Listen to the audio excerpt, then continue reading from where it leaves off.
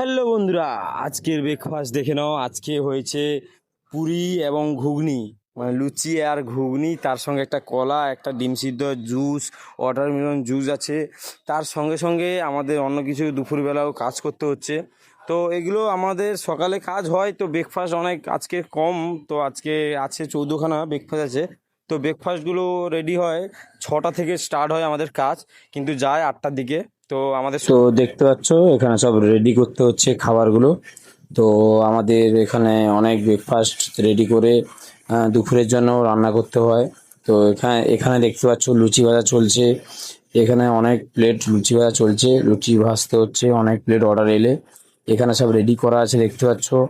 এসব রেডি না করলে অনেক দেরি হয়ে যায় গেস্টকে দিতে। তো রেডি করে একজন ভাজবে, একজন দেবে।